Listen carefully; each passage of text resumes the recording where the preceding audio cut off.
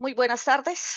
Bienvenidos todos a este sexto encuentro del ciclo de conversatorios titulado Los cuatro viajes de Cristóbal Colón, 1492-1503. El tema que nos reúne hoy es los pleitos de Colón con los reyes de Castilla. Nuestro anfitrión, el profesor Armando Martínez, nos hará la presentación de este tema y posteriormente daremos la palabra a los asistentes. Bienvenidos. Muy buenas tardes. Empiezo con una aclaración. Los pleitos colombinos es una expresión que ya ha sido muy criticada por los historiadores españoles, porque es en buena medida una expresión equívoca.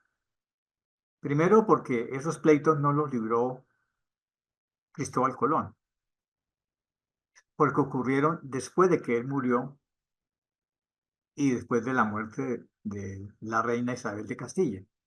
De modo que Colón no libró los pleitos, sino las dos generaciones de la familia Colón que fueron después de su muerte.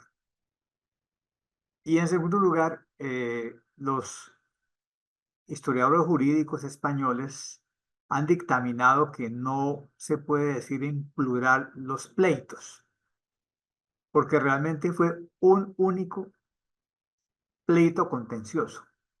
Entonces, hoy en día ellos hablan del contencioso único. Y el contencioso se refiere a la disputa de los fiscales reales en defensa de los intereses reales o del Estado contra los,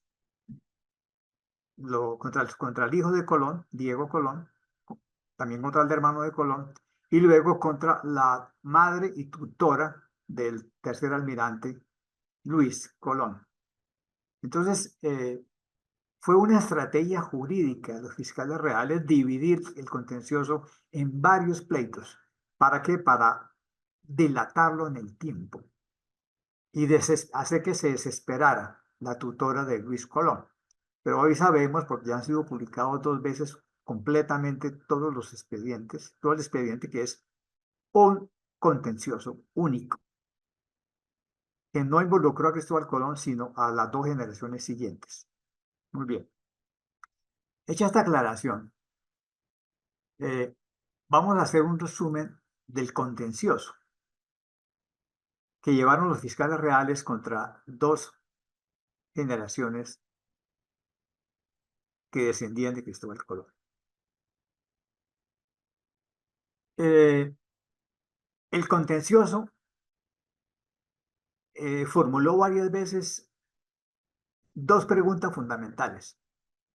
Primero, la famosa capitulación de Santa Fe del 17 de abril de 1492.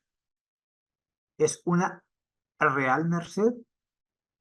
Es decir, una merced hecha por los dos reyes a Cristóbal Colón, ¿o es un contrato? Y de esa respuesta depende la actividad de los fiscales y de los muy buenos defensores que tuvieron los hijos de Colón. Y la segunda pregunta es, lo que fue entregado en 1492, bien sea por la vía de una merced o de un contrato, ¿es heredable a los hijos y los nietos y bisnietos y tataranietos de Colón o no es heredable? Esas son las dos grandes preguntas que generan la tensión entre todos los abogados que participaron en este contencioso. Para que ustedes tengan elementos de juicio, eh, voy a ponerles de nuevo en pantalla el documento fundamental del cual parte el contencioso, que es las capitulaciones, que son 5, firmadas en Santa Fe el 17 de abril de 1492, para que las releamos y sepamos qué fue lo que ocurrió y de dónde vienen los orígenes del derecho. Muy bien.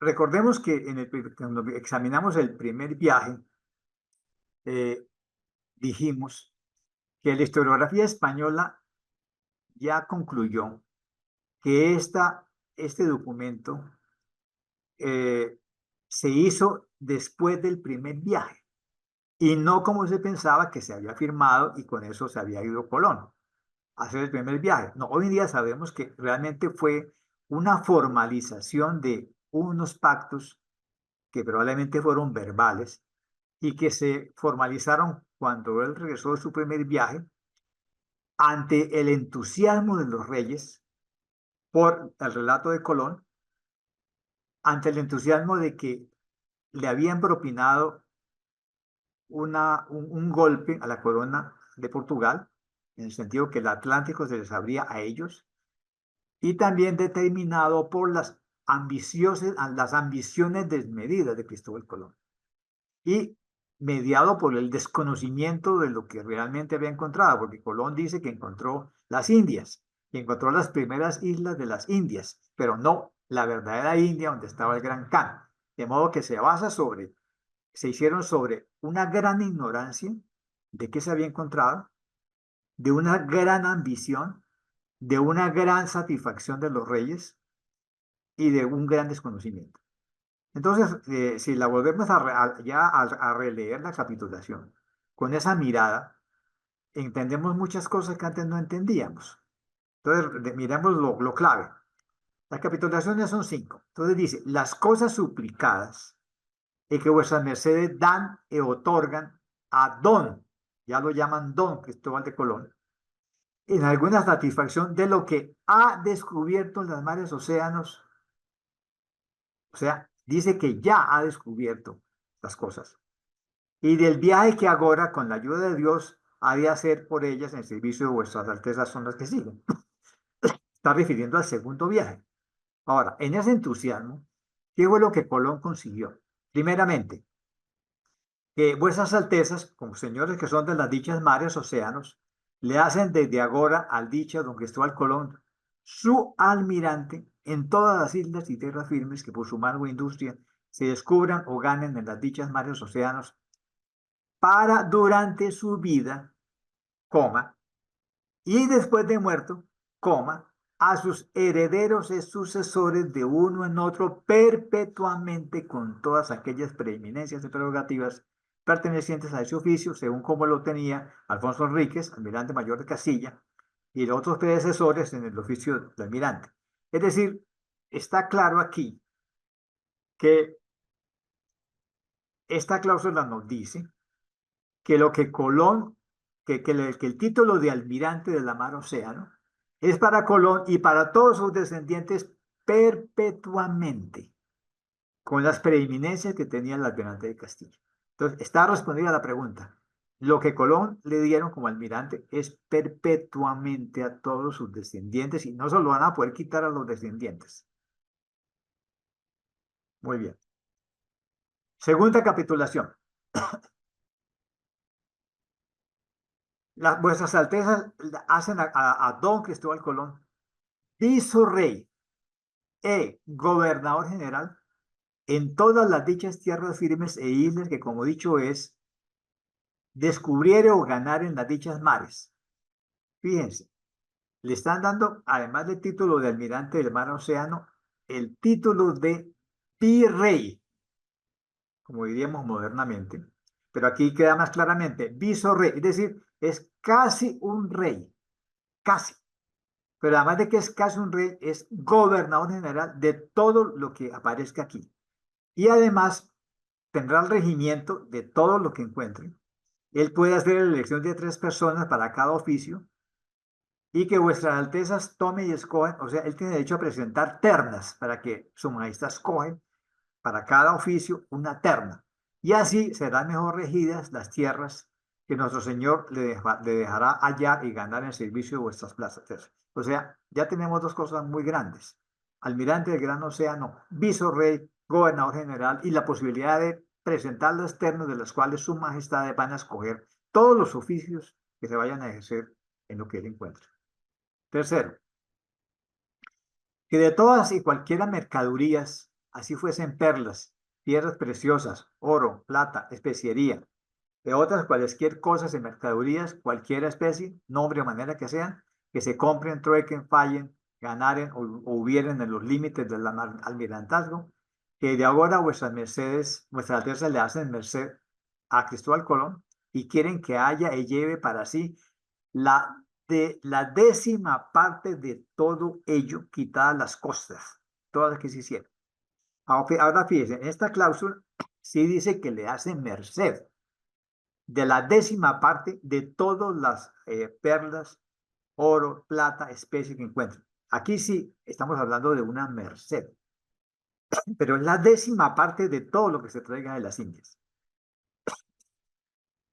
Cuarto, que a causa de las mercaderías que él traiga de las islas y tierras que ganen o se descubran, o las que en trueque de aquellas se tomen, aquí así de otros mercaderes, si llega a haber un pleito comercial en el lugar donde el dicho comercio y trato se haga, que si por la preeminencia de su oficio de almirante le pertenecerá conocer de tal pleito, plega a vuestras altezas que él o su teniente y ningún otro juez pueden conocer de tal pleito. Y así lo proveen desde ahora. Es decir, aquí le están dando por contrato, no por merced, sino por contrato, la posibilidad de jurisdicción comercial en cualquier pleito que los comerciantes tengan, como lo tenía el almirante de Castilla, don Alonso Enríquez. Aquí ya no le dan merced, le hacen un contrato. Él tiene derecho a actuar con jurisdicción mercantil. Y la última, que en todos los navíos que se armen para el dicho trato en negociación, cada y cuando y cuantas veces, cada vez que vaya una armada hacia las Indias, Cristóbal Colón puede contribuir con la octava parte de lo que se gastara en el armazón y que por lo tanto llevará de provecho la ochena parte, la octava parte de lo que resulte de la armada. Es decir, aquí hacen un contrato. De aquí en adelante, cualquier viaje que se haga, él puede invertir la octava parte y puede recibir la octava parte de beneficios.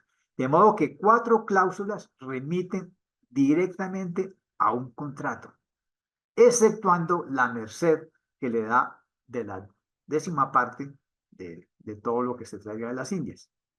Muy bien.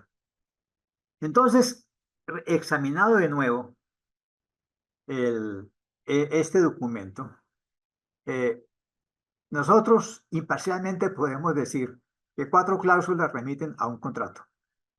Y es un contrato entre partes iguales, aunque así una sea el Estado monárquico castellano. Y solo una parte remite a una merced. Entonces, básicamente, estamos dando un contrato. Muy bien.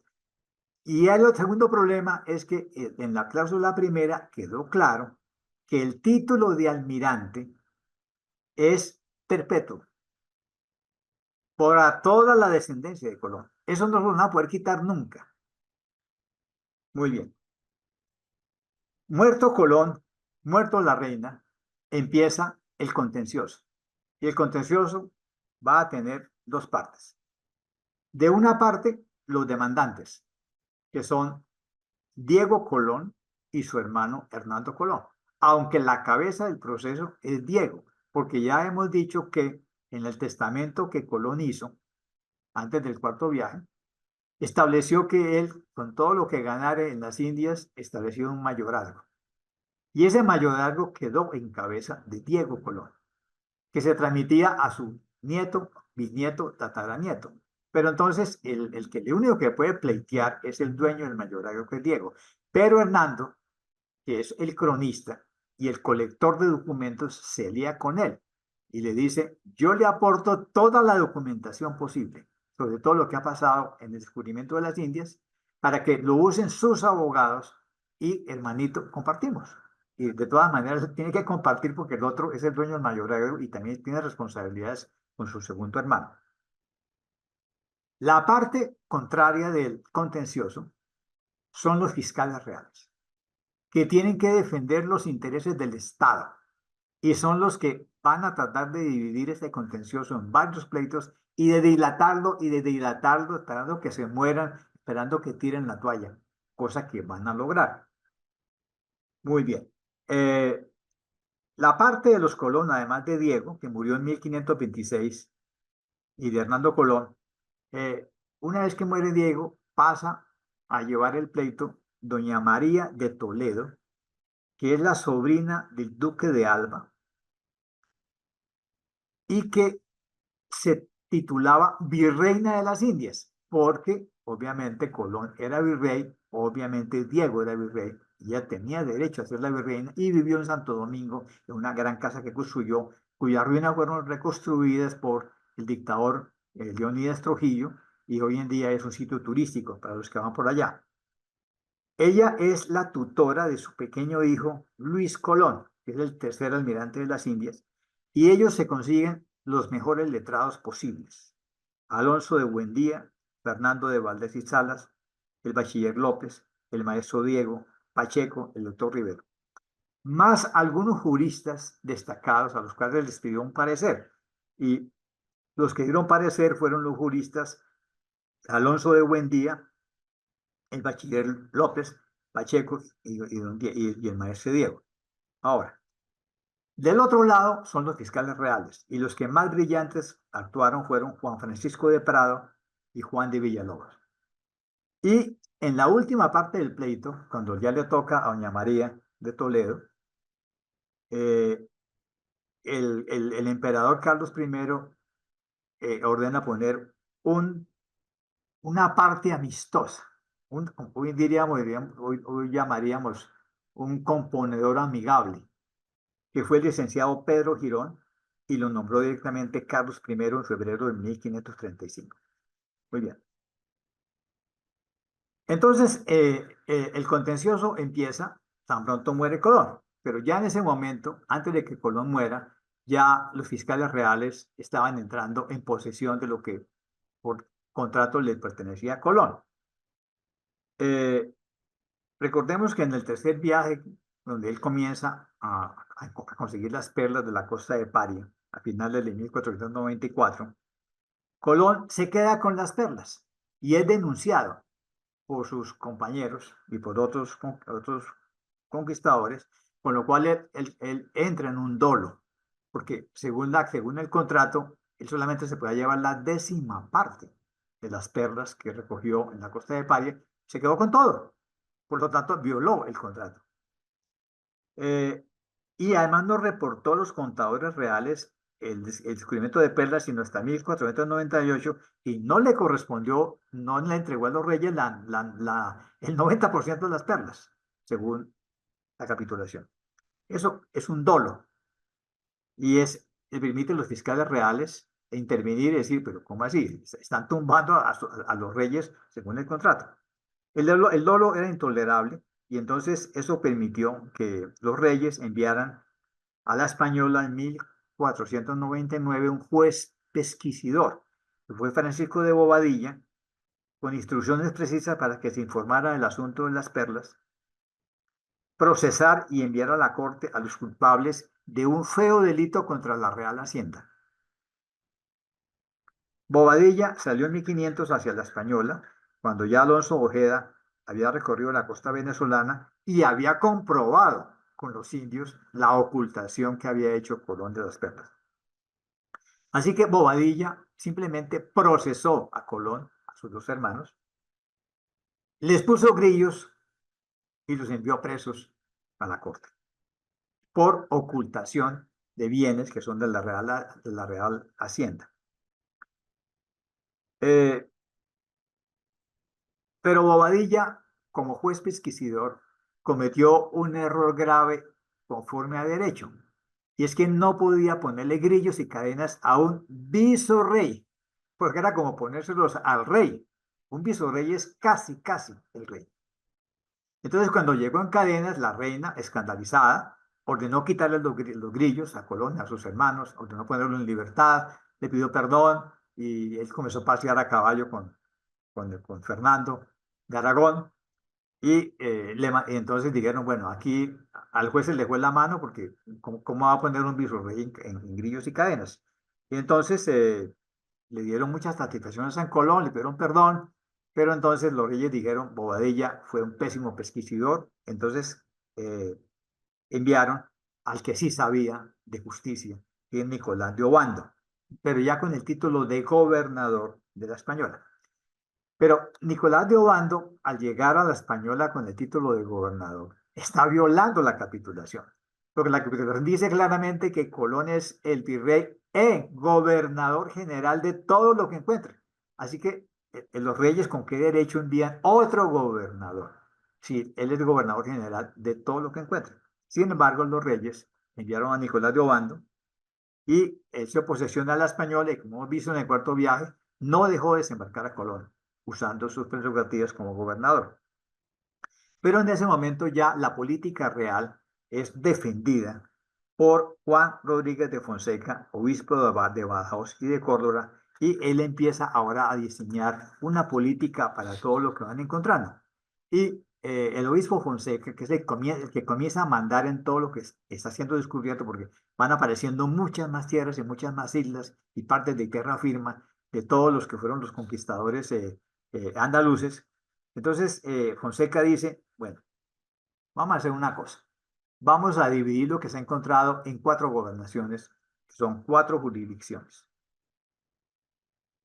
Eso es violar abiertamente la capitulación, porque hay un único gobernador por capitulación, que es Colón. Pero él dice, vamos a dividir en 4 gobernaciones. ¿Qué va a hacer? La gobernación de la Española, ya la tiene Nicolás de Obando. Todas las tierras que había descubierto Colón bajo la autoridad de Nicolás de Obando. Segundo, la gobernación de La Guajira, que se va a mantener la gobernación de La Guajira y algún día va a ser la gobernación de La Guajira, la van a subordinar posteriormente a la Real Audiencia de Santo Domingo. Solamente muy tarde La Guajira entró al Virreinato de Santa Fe y por eso la tenemos hoy. Pero realmente en el siglo XVII y XVII, La Guajira como gobernación la reporta a la Real Audiencia de Santo Domingo. Y esa capitulación de la Guajira se la dan a Alonso de Ojeda, que se consiguió una india guajira hermosísima que bautizó Doña Elvira y que va a ser la mujer más espectacular que se mueve por Sevilla. La tercera es la gobernación de la tierra firme, comprendida entre el Cabo de Santa María de la Concepción hasta Santa María del Mar Dulce, que es la desembocadura del río Orinoco, que se la dieron por capitulación a Vicente Yáñez Pinzón. Como ustedes recuerdan, estuvo en el primer viaje. Y la última, la gobernación de tierra firme entre la costa de las Perlas y el Golfo de Urabá, que se le dieron por capitulación a Cristóbal Guerra. Esta se realizaría bajo el mando de Vasco Núñez de Balboa, que fue gobernador y capitán general del Darién y tierra firme, más el título de adelantado de la costa del Mar del Sur, porque como ustedes recuerdan, fue el que descubrió, oyendo a los indios con cuidado, que descubrió el Océano Pacífico. Luego vendrá Pedro de Dávila con el título de gobernador y capitán general que terminará sacrificando a Balboa. Entonces, violando abiertamente la capitulación, el obispo Fonseca creó 4 gobernaciones y repartió todo lo que se había descubierto, con lo cual el título de gobernador de Colón se esfuma. Así se pasee con el título de virrey y así su hijo Diego sea el segundo virrey y así su mujer sea la virreina. Pero son casi iguales al reyes, pero la gobernación ya no la tiene porque ha sido repartida. Muy bien. Colón de algún modo sabía que el pleito se venía y él no quería pleitear con los reyes, obviamente. Pero se preparó. Él dijo, aquí va a haber un pleito y yo tengo que preparar. Y sobre todo, proteger la heredad de Diego y de Hernando. Entonces él, en 1498, recogió todas las mercedes, reales provisiones, la capitulación, todo lo que los reyes le habían dado y lo encuadernó en un libro que se llama El Libro de los Privilegios. Es decir, él dijo, aquí va a haber pleito y yo le entrego a mi hijo una colección de derechos, de documentos de derecho, con los cuales ellos van a pleitear. Y de aquí en adelante, Diego va a trabajar con los abogados con el libro de los privilegios. ¿Qué metió ahí? Pues metió las 5 cláusulas de la capitulación de Santa Fe del 17 de abril del 92, donde está claro que él es almirante, virrey, gobernador general, el 10% de toda la mercancía que se obtenga, poder judicial igual a los almirantes de Castilla y la posibilidad de invertir la 8ª parte en cada expedición y llevarse la 8ª parte. Eso es el documento más importante. Y ya sabemos que se hizo al empezar el segundo viaje. Segundo, las disposiciones del rey Fernando y el cardenal Cisneros en favor de los derechos de Colón y unos documentos complementarios. Recuerden que en la primer viaje yo les dije que una de las maldades de Colón es que quien vio por primera vez tierra en la madrugada del 12 de octubre fue un marinero sevillano, pero él inventó con los amigos que no era cierto, que él primero había visto una candelada en la noche. Entonces, como él vio primero la candelada, entonces eso le daba el derecho, un privilegio de cobrar 10.000 maravedís. Entonces, eso también es un privilegio que él tiene. Le tienen que pagar 10.000 maravedís por haber visto por primera vez a las Indias y el pobre marinero sevillano que no diga nada. Eso quedó entrado. A partir de entonces, todo va en el libro de los privilegios y empieza el contencioso. Ese contencioso dura toda la vida de Diego y muere. Y al morir, lo va a llevar en adelante doña María de Toledo, que es, que tiene tres ventajas sobre Diego. Primera, es mujer, con lo cual es más viva, más perra. Y además no es cualquier mujer, es de la familia del duque de Alba, con lo cual el duque de Alba le está asesorando con todos sus abogados. Segundo, ella es la tutora del niño, Luis Colón. Y tercero, ella puede pagar ya muchos abogados. De modo que realmente el pleito fuerte lo lleva doña María de Toledo, porque el niño Luis no lo puede tener y cuando Luis crece va a ser un crápula que va a ser tan terrible de manejar que termina desterrado en África por casarse como con 6 mujeres. Entonces realmente quien lleva el pleito es doña María de Toledo, que es la que lo va a llevar hasta el final. Bueno, ella pleitea hasta 1535, en la cual, en el momento en el cual el cardenal Juan García de Loaiza y Mendoza, amigable componedor, le dice, bueno, uh, yo le propongo que lo resolvamos mediante una conciliación. Los fiscales reales pueden llevar este pleito hasta que usted se muera. Y luego Luis no va a ser capaz.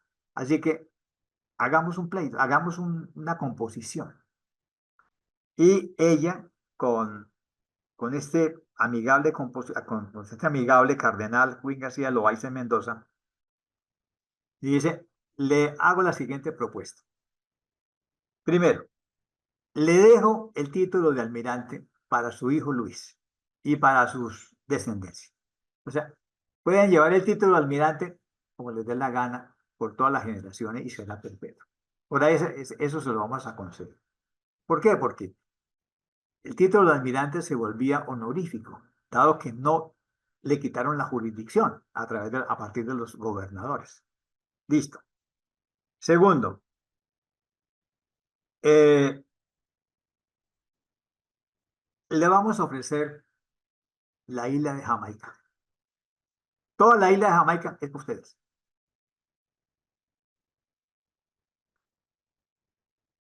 Eh, pero usted no va a poder ser más gobernador. No va a llevar el 10% de las rentas, pero podemos arreglar una compensación. Bueno, doña María acepta, siempre y cuando le conserven el título de almirante a Luis y le den en merced. Pero ahora sí viene una cosa interesante. La isla de Jamaica se la dan completamente en merced. Le dan el título de merced, con lo cual él puede ser señor de indios y puede ejercer la gobernación en la isla de Jamaica. Ahora, en el momento la isla de Jamaica estaba muy despoblada. Entonces, eso no le dolía a la corona, esa isla. Y le van a armar eso con el título de Duque de Jamaica, un título honorífico. Pero ese título honorífico es interesante porque permite que de algún modo negocien una compensación sobre rentas reales vinculada al título de Duque de Jamaica. El primer laudo arbitral del obispo entre las dos partes se hace el 28 de junio de 1536. Y los fiscales reales apelaron. Dijeron, pero ¿cómo así que le van a dar el título de almirante? No le pueden dar el título de almirante. Siguió el pleito por el título de almirante y viene el segundo laudo arbitral del 5 de febrero de 1540, donde llegan a la siguiente negociación amigable. Sí, está bien. Le vamos a conservar el título de almirante, pero solamente sobre 2 puertos de las Indias. Y le ofrecieron Cartagena y Santa Marta y no quisieron aceptar. Aceptaron Santo Domingo y otro puerto. O sea, ahí sí se equivocaron. Pero puede ser almirante en 2 puertos. Y le conservaron para siempre el título de almirante de las Indias. Ahora, finalmente, a partir de 1540, ahí sí se sientan a hablar de plata y hacen el siguiente acuerdo. Bueno, usted se va a quedar con títulos honoríficos. Almirante de las Indias, con ejercicio en 2 puertos. Duque de Jamaica. Y le vamos a dar el ducado de Veragua. Títulos honoríficos. Pero para que puedan vivir del honor, le ofrecen una anualidad perpetua de 10.000 ducados que serán pagados sobre la Caja Real de Santo Domingo. Y ella dice, me sirve que me den 10.000 ducados anuales y que me los paguen en la Caja de Santo Domingo, que es donde yo vivo, y puedo cobrarlos en casa. Aceptó. Fíjense que cuando la Caja de Santo Domingo no fue capaz de pagar los 10.000, entonces sus descendientes lograron que se pagaran sobre las cajas de Filipinas y Puerto Rico. Y las cajas de Filipinas y Puerto Rico pagaron anualidad al Duque de Veragua y Duque de Jamaica hasta que los Estados Unidos se robaron en 1898 Filipinas y Puerto Rico. Los gringos dijeron, oh, nosotros no vamos a pagar nada, olvídense.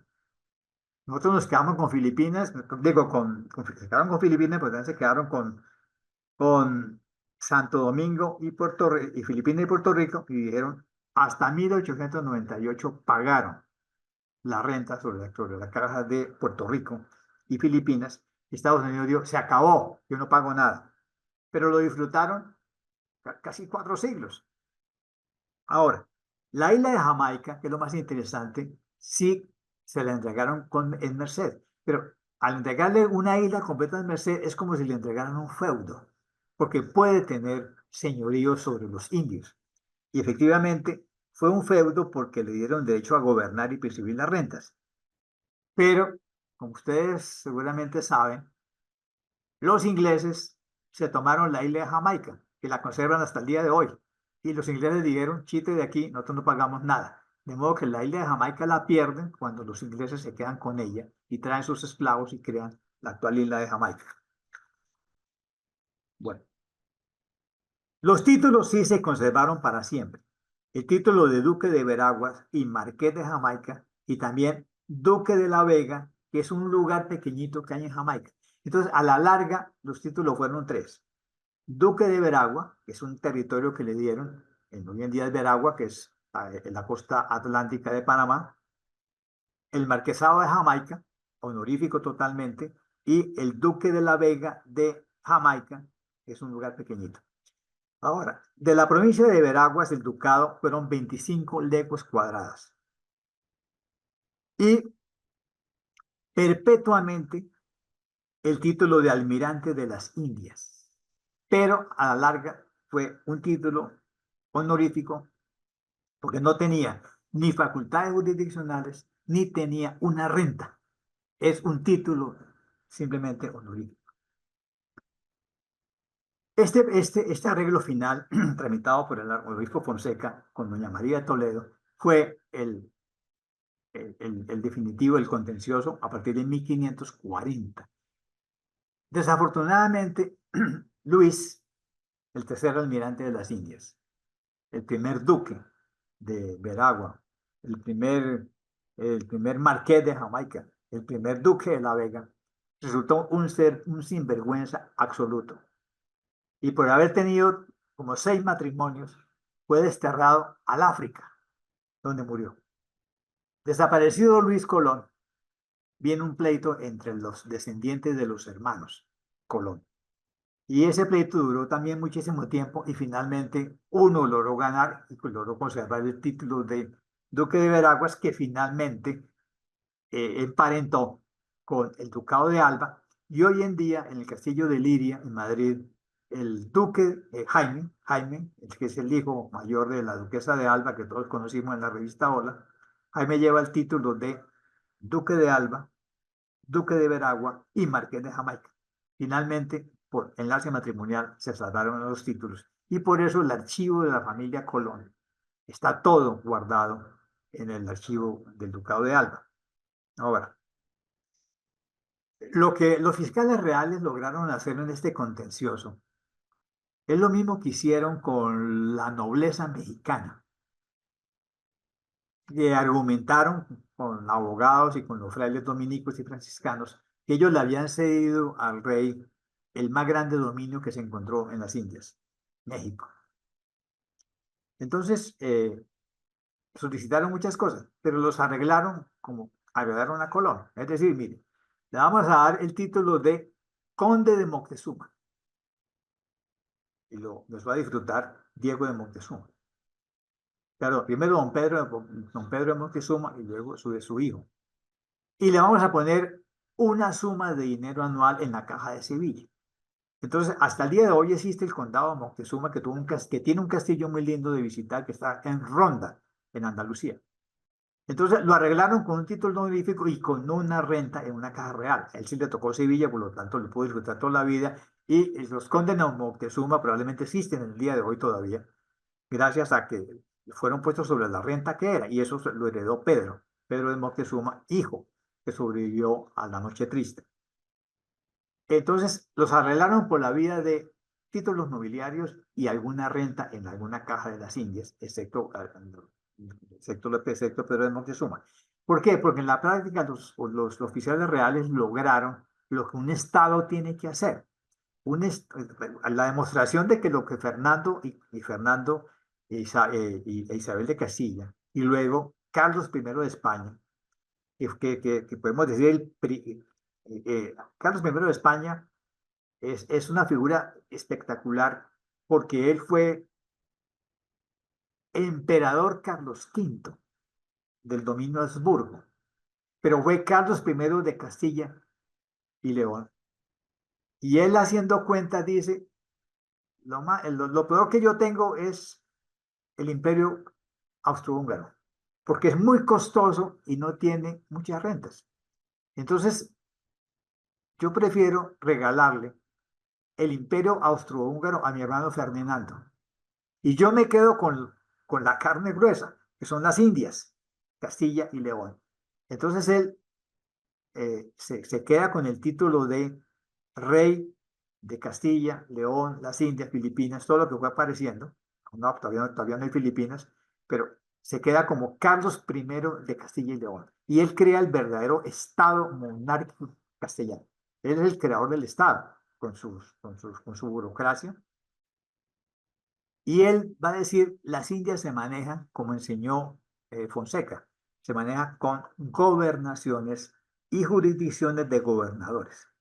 Eso no solamente me permite desconocer el título de gobernador general y virrey de las Indias, sino que es la manera como se debe gobernar las Indias. Las Indias tienen que gobernar con gobernadores de provincias, con corregidores de provincias. Y entre las provincias se puede manejar con ciudades y villas administradas por cabildos.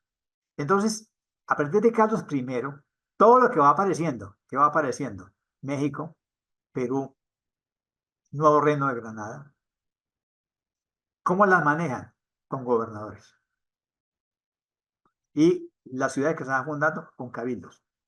De modo que ese sistema administrativo se desarrolla en el pleito contra los colonos.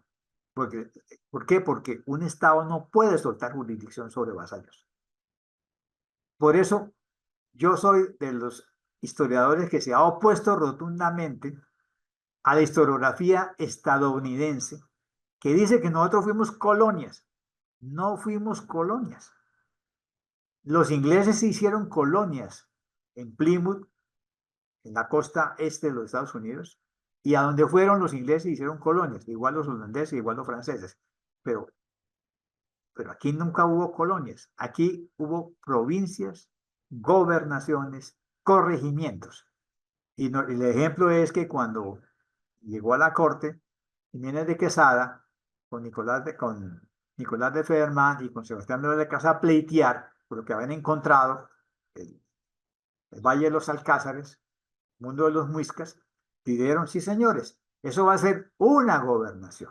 Se va a llamar la gobernación del nuevo reino de Granada. Pero nosotros la vamos a dar a Jiménez, porque Jiménez, el maldito, se fue a vender las esmeraldas de Somondoca y no se las dejó a Carlos I. Entonces, la gobernación va a ser pues, de Pedro Luis de Lugo. Y luego salieron a la Real Audiencia. Y la Real Audiencia lo que hizo fue agrupar 5 gobernaciones de 5 provincias, y ese es el territorio nuestro por uti possidetis iuris. Pero las Indias se manejan con gobernadores. Y el nuevo reino de Granada fue una gobernación, como la fue Santa Marta, Cartagena, San Juan y Popayán.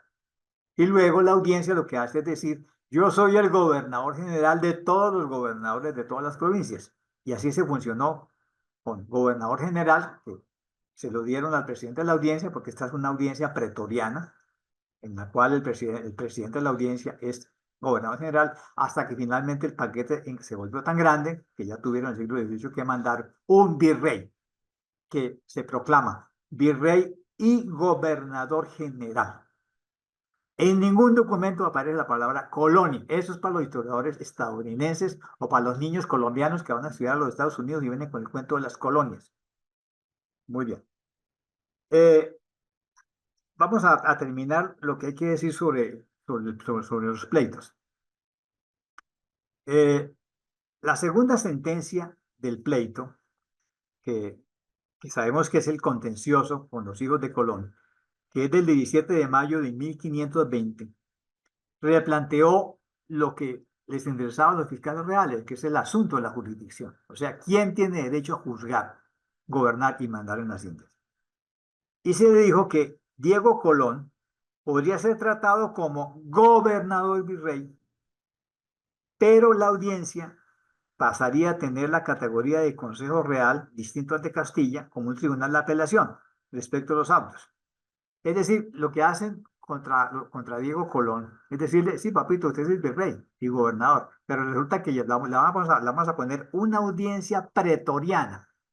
Una audiencia pretoriana es aquella que es gobernadora, además de ser un tribunal civil de segunda instancia y un tribunal criminal. Es decir, el presidente de la audiencia es gobernador.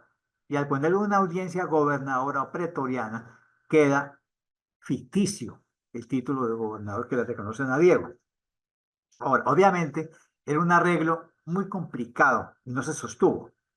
Con lo cual, el fiscal real debe de tomar el pelo con esos cuentos chimbos y vamos a la gobernación, que es lo que funciona entre 1524 y 1535. Ahora, cuando se conquista México y Yucatán, los fiscales reales se dan cuenta que el paquete ya no son unos indecitos en pelotos de las islas, sino estamos hablando de 13 millones de vasallos de su majestad entre Yucatán y la Nueva España. O sea, estamos hablando de una población que es 2 veces la población de Castilla.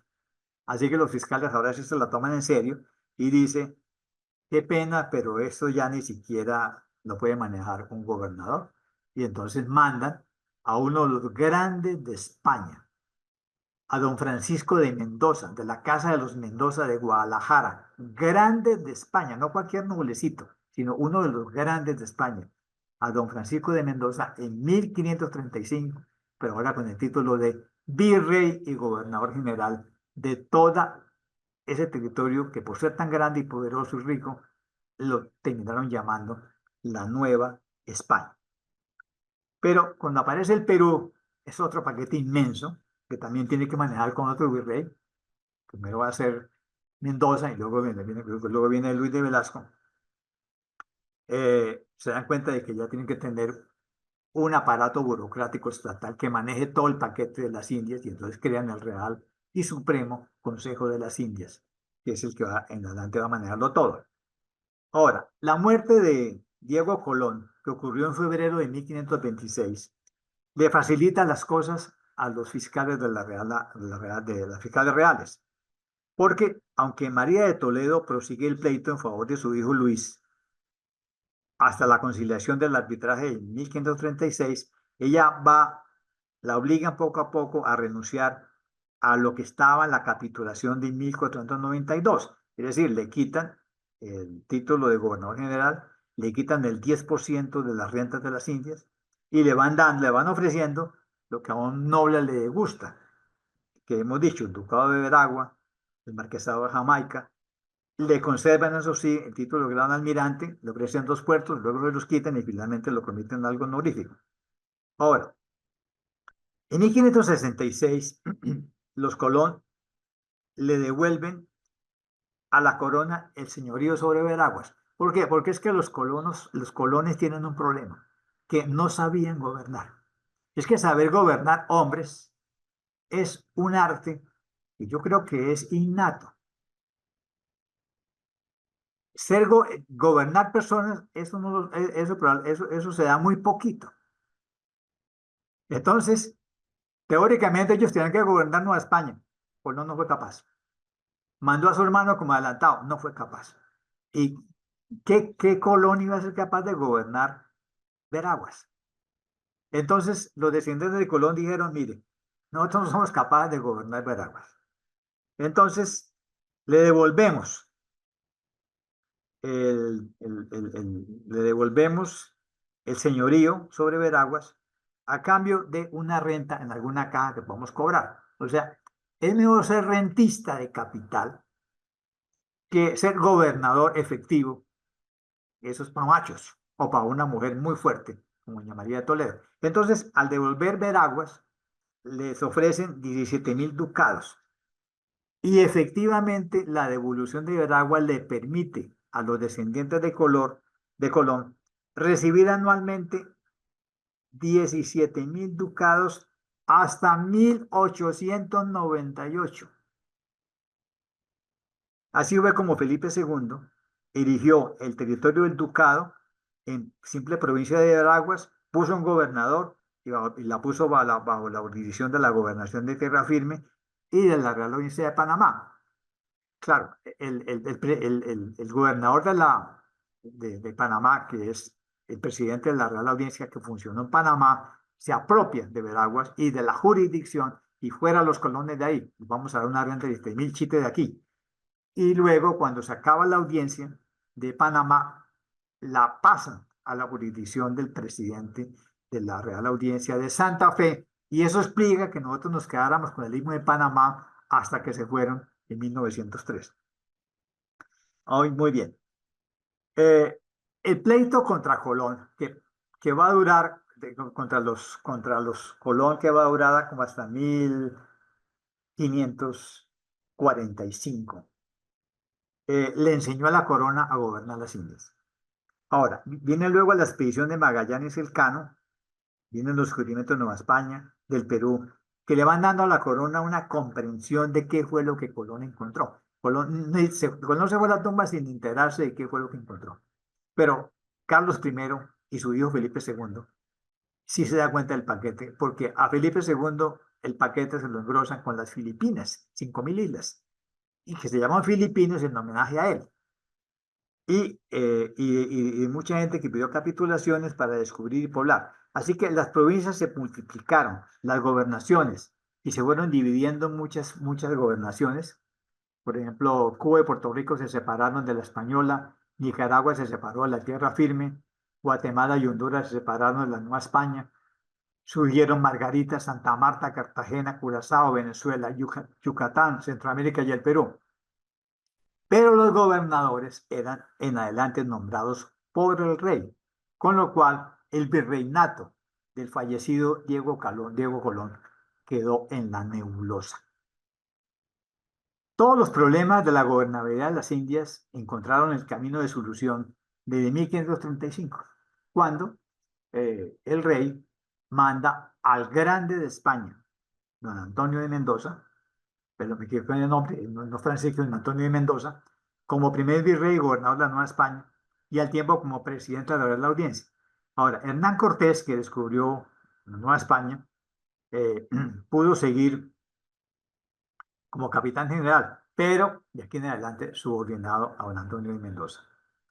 El gobierno de las Reales Audiencias superó los abusos de los gobernadores y una quinta audiencia se estableció en Santa Fe de Bogotá en 1547, empieza a funcionar realmente en 1551 y con eso acaba con todas las pretensiones de los gobernadores que pretendían anexarlas. Muy bien, ¿eso qué quiere decir? Que solamente hasta 1560 es que ya en España se habla ahora sí con propiedad del orbe indiano, porque ya se tiene el mapa completo. El orbe indiano, ya en el mapa usted puede ver los poblamientos desde el norte de México hasta el río de la Plata. Así el Consejo de Indias puede enfrentar la organización total. Y se sabe que la experiencia de todos los presidentes, Federico Fernández del Líbano, Francisco Tillo de Sandoval, Juan de Obando, ayudó mucho. Los negocios de Estado se diferencian en justicia, gobierno, guerra y hacienda. Los distritos de los gobiernos superiores se consolidan y van a llegar hasta la independencia, que van a ser Nueva España, Perú, Santo Domingo, Guatemala, Nueva Granada, Filipinas. Y finalmente tenemos 4 virreyes al momento de la independencia: México, Perú, Buenos Aires, Santa Fe. Y tenemos 5 capitanías generales: Filipinas, Puerto Rico, Cuba, Chile, Venezuela. Conclusión. Eh, Colón jugó bien con una ambición desmedida y obtuvo lo mejor que pudo obtener, que es la capitulación de 1492 de Santa Fe. Pero ni él, ni sus hijos, y menos su nieto, pudieron gobernar, porque no tenían el arte de gobernar. De modo que los reyes, gracias al trabajo tan arduo que hicieron sus fiscales reales, fueron componiendo el gran error que fue la capitulación de Santa Fe. Y lo fueron componiendo dilatando pleitos, pleiteando, interviniendo y fueron poniendo el mundo en razón. Pero el pleito le enseñó a la burocracia del Estado de Carlos I a gobernar las Indias, que solamente los gringos despistados dicen que eran unas pinches colonias. No, señor, las colonias eran para ellos, para los ingleses, que mandaban familias a Nueva Ámsterdam, a Plymouth, a Virginia. Pero lo que ocurrió en Iberoamérica fue una historia muy completa, completamente diferente. Con eso les he dado un balance de un resumen de 7 tomos de documentos de los mal llamados pleitos colombinos, que es una documentación de justicia exuberante y nos va mostrando que gracias a esos pleitos aprendieron a gobernar los dominios de la corona de Castilla en el Nuevo Mundo, nuevo orden, como ya la tenemos clara en 1560. En ese nuevo orden, nuestro puesto es el de una real audiencia y a partir del siglo XVIII, cabecera de un virreinato.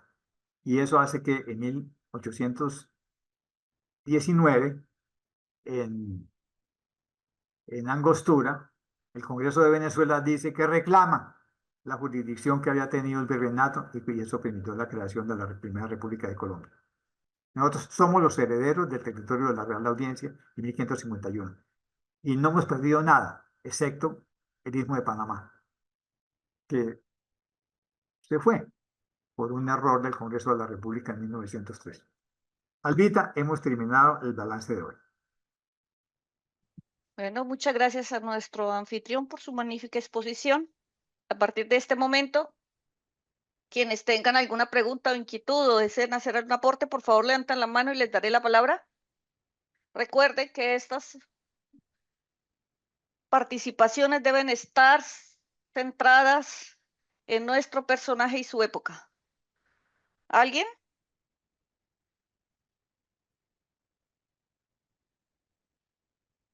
Bueno, yo le pregunto, profesor, los descendientes, estamos hablando de 1540. Esto que les ofrecía la corona, pues para contrarrestar las capitulaciones que hizo con Colón, de darles ducados y esas cosas, ¿sí compensaba en realidad el pago que les daban?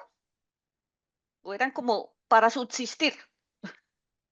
Les permitieron ser nobles de España hasta hoy, porque el ducado de Veragua no ha muerto, el marquesado de Jamaica no ha muerto, y, y todavía existen esa nobleza. Entonces, les permitió vivir como rentistas, como viven los nobles, a partir de rentas. Y estas son rentas muy buenas porque no son sobre tierras, sino sobre cajas reales, rentistas de capital ajeno del Estado. Y era lo único que se puede hacer porque fueron pésimos gobernantes. O sea, imagínense Luis Colón, el nieto. O sea, más crápula no pudo haber sido. Y Diego Colón, que estuvo con Colón en el cuarto viaje y que intentó ser el virrey con su virreina, no puede ser, es que las heredades hay que cuidarlas con mucha habilidad de gobernar. Y eso no se da naturalmente. Muchos ni siquiera somos capaces de gobernar a la mujer. Para que nos pongan a gobernar un virreinato. Entonces, eso no se da tan fácil. Y ellos se dieron cuenta que no eran capaces de gobernar nada. Entonces, es mejor que les pongan una renta de por vida. Y imagínese usted tener una renta hasta 1898. Pues usted construye un castillo, compra tierras, se casa bien y conserva los títulos nobiliarios, como los conservaron en España hasta el día de hoy. Porque acuérdese que la duquesa de Alba era grande de España. Eso es los mayores títulos que hay en España. Entonces ellos hicieron lo que podían hacer. Gracias. Eduardo, ¿tienes la palabra?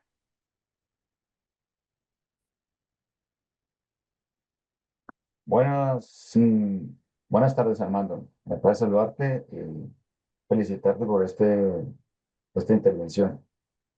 Yo tengo la siguiente pregunta, es acerca de la muerte de Colón. Em, pues se dice popularmente que Colón murió pobre. ¿Qué tan cierto es eso? ¿Él murió pobre o realmente murió rico?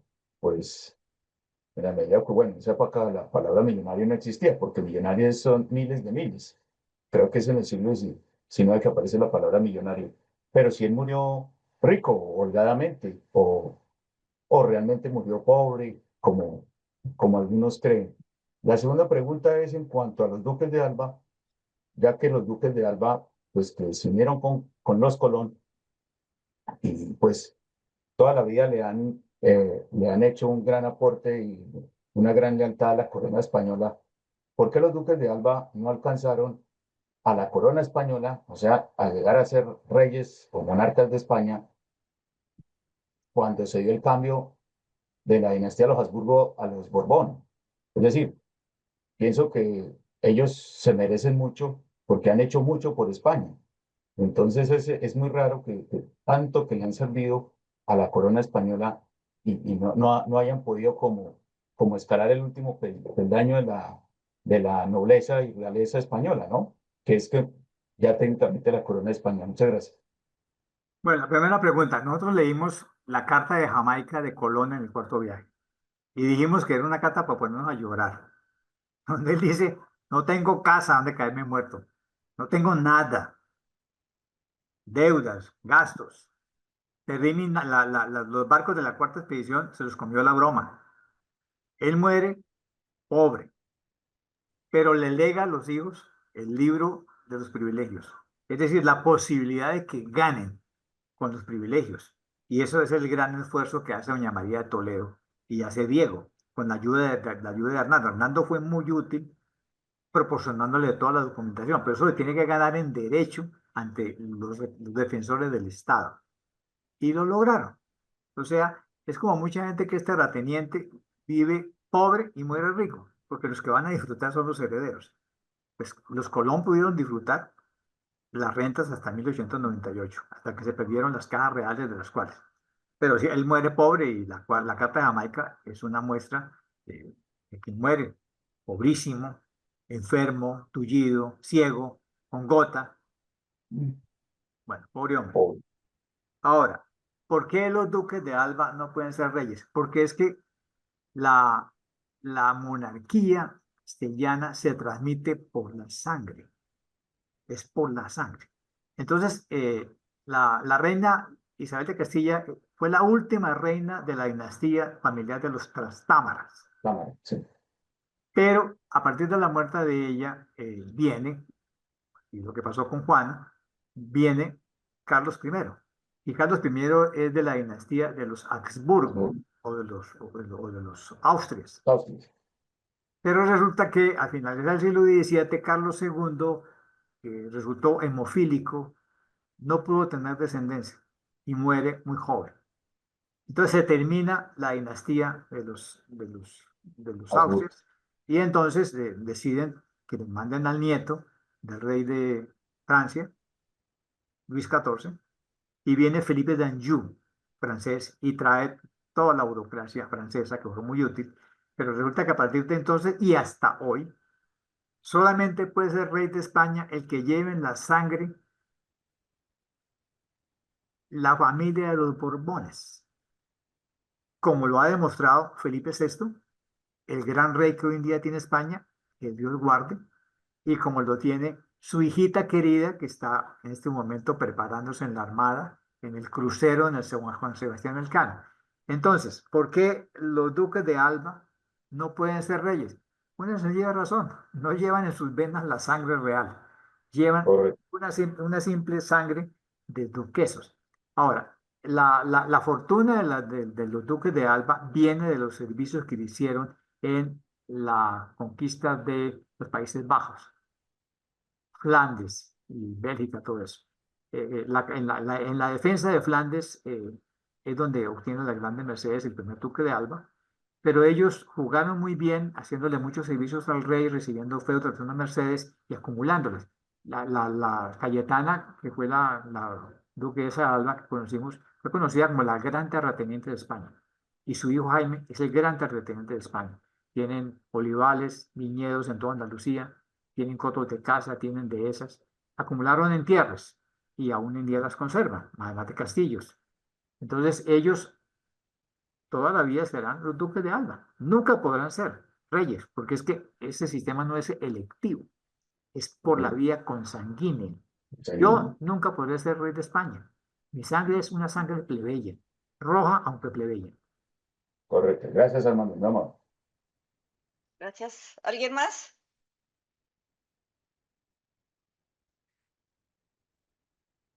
Profe, fue como una política de los fiscales postergar esas discusiones con los Colón, porque definitivamente, o sea, desde que se murió Colón y se murió Diego, pasaron 20 años y Diego no alcanzó a ver tampoco nada, o sea, era prácticamente política hasta que se cansen o se mueran. Es la política de todos los abogados hispanos, llámense colombianos, venezolanos o españoles. Se llama dilatar los pleitos. Usted sabe cuándo empieza el pleito, pero no tiene la más remota idea cuándo va a acabar. Y ellos sabían que jugaban contra el corto tiempo de los Colón. Se tenían que morir. En cambio, los fiscales se van renovando, porque el Estado va renovando su burocracia y va hasta el infinito. Ellos jugaban contra el tiempo, pero además ellos convirtieron el contencioso en varios pleitos, con lo cual los obligaron a atender pleitos al tiempo como si fueran los pleitos colombinos. No eran pleitos, era un solo pleito que ellos partieron en pedazos para que gastaran más plata, más costas y ninguno se resolvía. Hasta que finalmente agotaron a María de Toledo, la llamaron una conciliación. Y fueron las dos conciliaciones lo que permitieron a ellos ajustarse a las posibilidades, porque es que nadie le gana a los estados. A los estados les pueden meter goles, atentados, guerrillas, bandoleros, son goles, pero a la larga el estado siempre gana. Por eso nosotros jugamos con el estado, porque sabemos que es el ganador. Los perdedores son los guerrilleros, los bandoleros, los bandidos, esos siempre pierden, como lo acaba de demostrar en su libro de memorias Carlos Leder, donde dice, yo era un bandido, yo tenía que perder. ¿Cómo iba a ganar yo? Ganó el estado. Entonces, los fiscales reales lo que hicieron fue dividir los pleitos y alargarlos. y se fueron muriendo, hasta que doña María dijo, bueno, pues ya, antes de que del abogado al sombrero, denme rentas, denme títulos, y obviamente yo no soy capaz de manejar las Indias. Que voy a, cómo voy a, si no soy capaz de manejar la española, una islita miserable, ¿cómo voy a manejar yo un paquete tan grande como México y Perú? Listo. Elena, ¿tienes alguna pregunta? Armando, oyendo todas estas historias de Colón, yo llegué a una conclusión. Más que Colón y su familia, los grandes beneficiados fueron los reyes católicos y la monarquía, ¿o no? Obvio, lo que acabo de decir, el Estado siempre gana.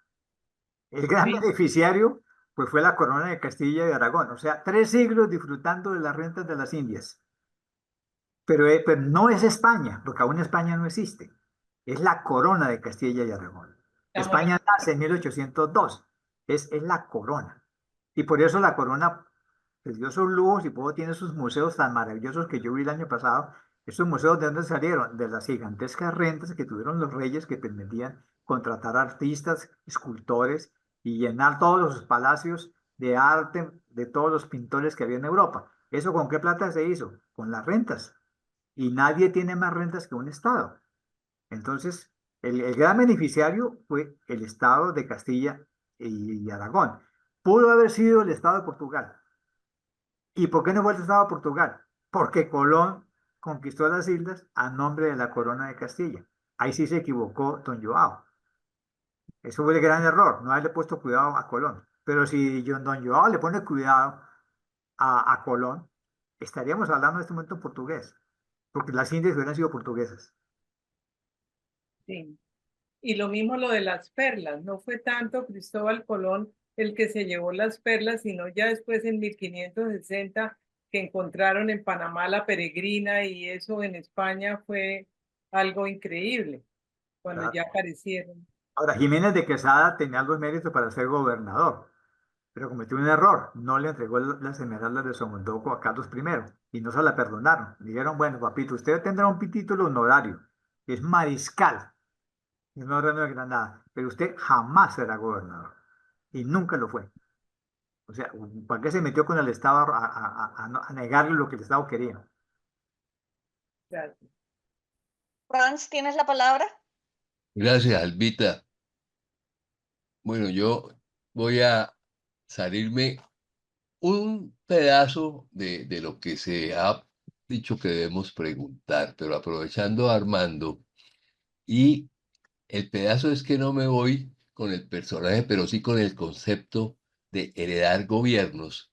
Y en nuestra historia cercana tenemos que en la fundación de Girón, desde Vélez se le ofreció a quien hiciera el levantamiento más al sur para acercarse a los yariguíes, heredaría la gobernación por 2 generaciones.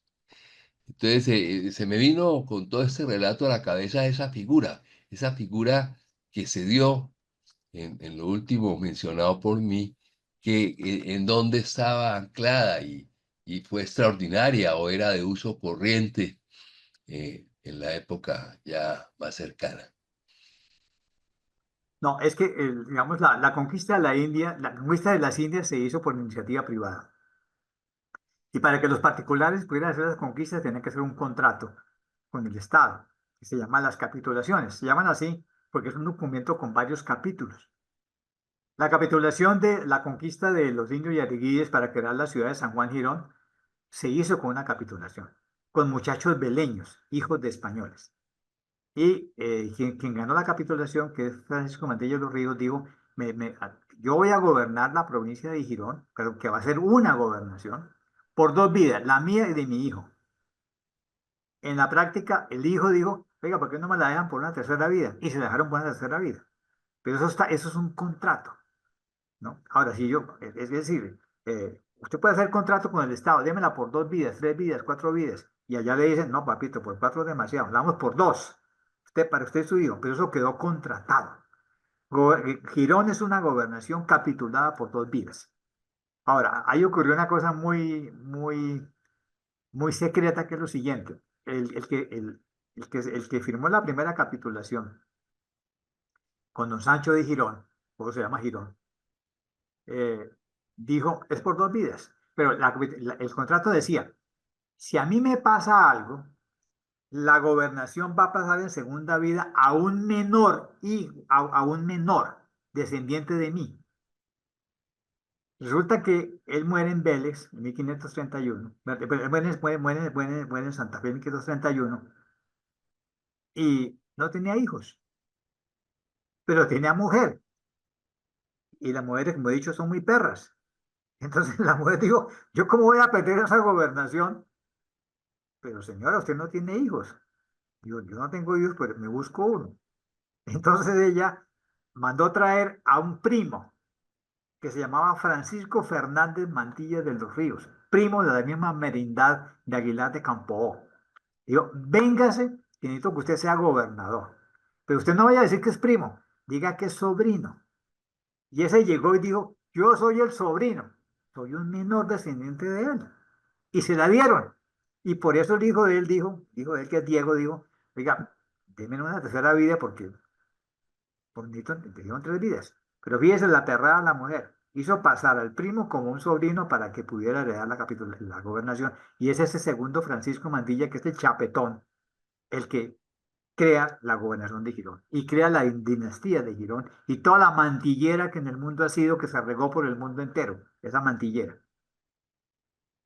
O sea que toda esa mantillera que son los pobladores de toda esta región, que nadie se escapa de tener un pedacito de mantilla, nace de una mentira. Nace de un engaño al Estado. Así es. Gracias, gracias, hermano.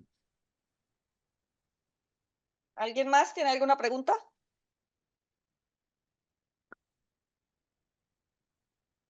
Profe, hablen sobre el nieto de Colón. Parece ser que fue el que echó por Ese, el piso todo yo lo que lo he hizo bautizado como nuestro el crápula. almirante. Yo lo como el crápula Luis, porque es un muchacho que fue criado en Santo Domingo, en el castillo que creó doña María de Toledo.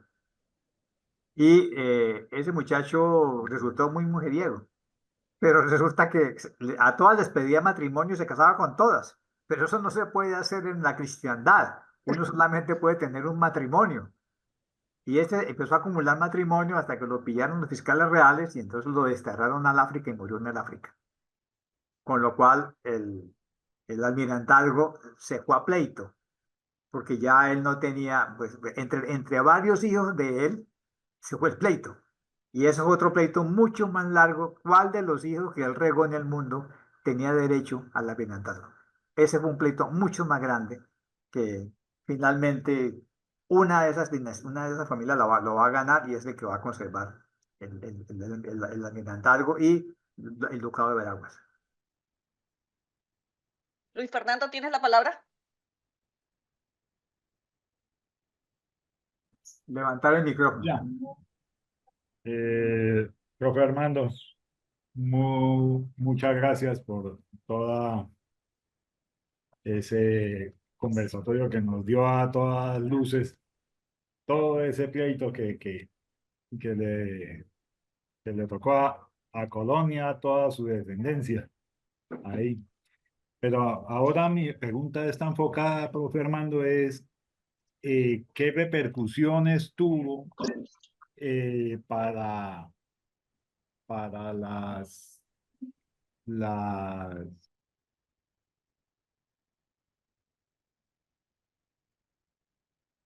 Micrófono. Perdimos la comunicación. Luis Fernando. en que me estaba refiriendo, disculpen, me estaba refiriendo era, profe Armando, qué repercusiones tuvo, digamos, para la misma corona portuguesa cuando estuvieron unidas con la corona española en referente a las jurisdicciones que tenían aquí en América. Me refiero, digamos, a la parte de lo que es el Brasil, parte de el Paraná, las Misiones y otros territorios más adentro de lo que era en Sudamérica. Pues no, ya sabemos que Portugal pudo penetrar a la tierra firme de Sudamérica gracias a la línea del Tratado de Tordesillas. Eso le permite colonizar el Brasil y permite crear una gran colonización del Brasil, con capitanías también con capitanías, no con Claro. gobernadores, sino con capitanías. Ah, bueno. Pero la historia del Brasil es muy distinta, porque esas capitanías se riegan por toda la selva amazónica y hacia el sur, e inclusive llegaron hasta Tabatinga frente a Leticia. O sea, ellos ya iban para el Océano Atlántico. Yo no sé cómo se Sí. pararon en Tabatinga, porque ellos ya iban para allá. Ellos ya iban llegando al río Mira y ya habían llegado al Océano Pacífico. Y fueron los capitanes generales. Pero la historia de Brasil es muy diferente porque cuando cuando las tropas francesas invaden la península en 1808, toda la corte se trasladó a Río de Janeiro. Y entonces el imperio quedó en Brasil. Y cuando don Joao regresó después de la caída de Napoleón, deja a don Pedro como emperador brasileño. Entonces, el Brasil es cabecera imperial de don Pedro, y, o sea, de la dinastía de los Braganza, que estaba casado con la hermana de Fernando VII, Carlota Joaquín. Entonces ellos tienen una historia, tienen una memoria imperial, porque toda la corte se vino a vivir ahí. Y luego, aunque se regresó toda la corte a Lisboa, pues ellos eh, por la colonización tan inmensa que hicieron en el siglo XIX, crearon un gran imperio y por eso es el país más grande, yo creo que de América. Pero es una historia que como a partir de un pedacito que les tocó, se encontraron con ese gran gigante que es la colonización a través de los Baimerantes y todo lo que hicieron y el gran desarrollo que tuvieron y terminaron siendo mucho más grandes que la corona de Lisboa. Tuvieron ese cierto paralelismo con la Ah, bueno, usted me dice, ¿qué pasó con los gobernabilidad. matrimonios? Hay momentos en que se casan Sí. los herederos de Portugal con de Castilla, pero aunque se hagan matrimonios, mantienen intactas las jurisdicciones. O sea, no se fusionaron. Ah, En parte la lengua lo impedía. Entonces, eso va a crear un problema en el siglo XVIII porque no se sabían cuáles eran los límites entre la jurisdicción de Castilla y la de Portugal. Eh, Castilla envió un funcionario muy famoso que llamaba Francisco de Requena a que tratara de establecer los linderos en la Amazonía, sobre todo en el Putumayo y el río Amazonas. Y él vino y trazó esa división, pero no le alcanzó la vida para acabarla. Pero realmente nuestras negociaciones con el Brasil del siglo XIX se hicieron con base al conocimiento que había dejado Francisco de Requena. Claro, los portugueses tenían mucho mejor información y por eso el primer intento de tratado internacional del límite fue un fracaso porque agarraron a un pobre Lorenzo María Yere y le metieron los dedos en la boca. Afortunadamente el Congreso no aprobó el tratado porque prácticamente nos hubieran quitado toda la Amazonía y buena parte de la Orinoquía. Pero claro. porque no conocía, pues Renco Requena fue el único intento español de conocer la Amazonía. La República se demoró siglos en poder conocer la Amazonía y hoy en día todavía no conocemos bien esos territorios. Pero Sí, los sí. matrimonios no fusionaron jurisdicción, sino que las mantuvieron separadas. Claro, y ellos de pronto se basaban más que todo en casi todo lo que era por los afluentes del Amazonas y casi todo por el río Amazonas, Pero profe. era muy difícil hacer límites ahí como sigue siendo hoy en día muy difícil. Sí. Hoy en día moverse por la selva y toda esa cantidad de ríos. Pues realmente nosotros conocemos la Amazonía ya fue en el siglo XX. Ujú. Antes era imposible saber qué pasaba ahí. Y de hecho hoy la Amazonía no son sino dos municipios. Uno que defendimos contra el Perú y otro que creó un sargento primero boyacense. El sargento Ah, que creó ¿cómo se llama? ¿Puerto qué? El segundo Puerto municipio. Nariño, Puerto Nariño. Puerto Puerto Nariño. Marín.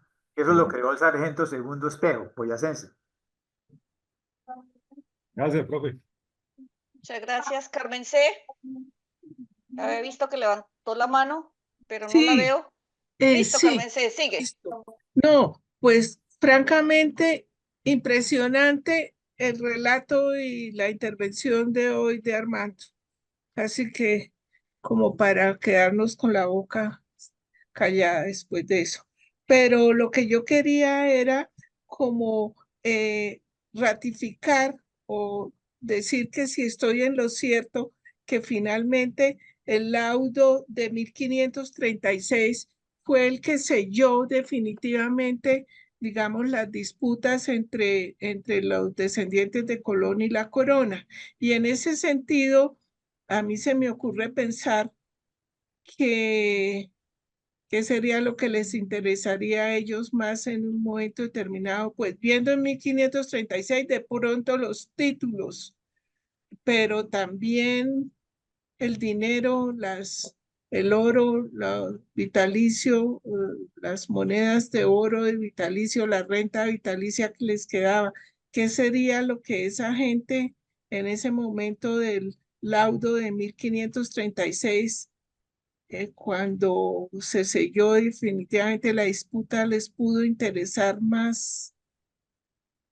No, pues el laudo del 28 de junio de 1536 entre Juan García Loaiza y doña María de Toledo, ese es el laudo definitivo. El otro simplemente afina cosas respecto al almirantazgo y otras cosas, y modifica cosas. Pero realmente el laudo quedó claro en el 36, y porque María ya se dio por vencida. Ya era demasiado pleito, ella dijo, me va a morir, y esto va a quedar va a quedar hecho un desastre. Y realmente la negociación era la mejor que ella podía obtener. O sea, yo no voy a poder ser gobernadora, ni mis hijos. Me puedo quedar con títulos honoríficos y sobre todo con rentas. O sea, es terrible que yo sea nobleza de rentas que me ponga a hacer lo que no puedo hacer, que es gobernación. Y eso lo sabía el cardenal. O sea, ustedes no van a poder gobernar nunca este paquete. O sea, ya para el año 36 ya estaba descubierto la Nueva España, ya estaba descubierto el Perú. Les dijo, mire, confórmense con rentas en cajas reales, vivan de las rentas, tengan sus títulos nobiliarios, pertenezcan a la nobleza y no molesten. Y eso fue lo que hicieron. Ese era el mejor negocio y que desafortunadamente Luis, con su conducta, lo tiró al río y mandó al pleito a los hijos de los hermanos de Colón, que salieron a pelear por eso. Fue Bien. justamente de los grandes analistas del pleito, hay una que se llama Anunciada Colón, que viene justamente de esa familia. Ujú. Y esos 10.000 ducados que que recibían los herederos, sería que esos 10.000 ducados anuales eran distribuidos entre todos. ¿Cómo sería esa distribución? No, acuérdense que eso es un mayorazgo. Eso se lo dan al mayor. Y el mayor responde por la familia. Entonces, Mm, es decir, como sucede hoy con el ducado de Alba, que es un mayorazgo, Jaime recibe todo el dinero y las rentas del ducado. Y él llama hermano por hermano, a ver, papito, ¿usted cuánto necesita para vivir? ¿De dónde quiere vivir? ¿En qué casa? ¿En qué finca? Y él hace que todos vivan. Y ahí si hay algunas muchachas díscolas que andan con malos pasos, las meten en un convento y pagan la dote del convento y allá las tienen quieticas hasta que... Grosería no, pero sí hay una máquina. Gracias, Armando, Entonces, gracias. el mayorazgo funciona hasta el día de hoy en España. Y también la idea de los 10.000 ducados Ah, no, eso se acabó cuando en 1800. cuando se acabaron las rentas de Filipinas, Ajá. Puerto Rico, pues los gringos dijeron, qué pena, ese negocio no va con nosotros, aquí a trabajar todo el mundo. Eso se acabó cuando se acabó Filipinas y Puerto Rico en el año 1998, pues ya habían tenido 4 siglos para comer. Ajá. ¿Para qué no Sí. ahorraron? ¿Para qué no ahorraron en 4 siglos? Armando, felicitaciones. Muchas gracias. Felicitaciones. Bueno, por cuestiones de tiempo, entonces vamos a dar por finalizado este encuentro. Le damos las gracias a nuestro anfitrión y a todos los participantes. Y los esperamos a todos el próximo 9 de abril, Mayo, con mayo. el próximo 9 de mayo, en nuestro último encuentro de este ciclo, con el título El final del almirante de Indias y el ducado de Veraguas. Muchas gracias a todos por su participación. Muchas gracias a Gracias. ustedes. Muy amables. Gracias, Elena. Gracias, Albita. Gracias a todos. Franz. Gracias, tardes para Armando, todos. Elena, Albita. Gracias, Un Elena. saludo, Carnicé. Eduardo, todos. Feliz Gracias. noche. Ok, muy bien. Buenas tardes.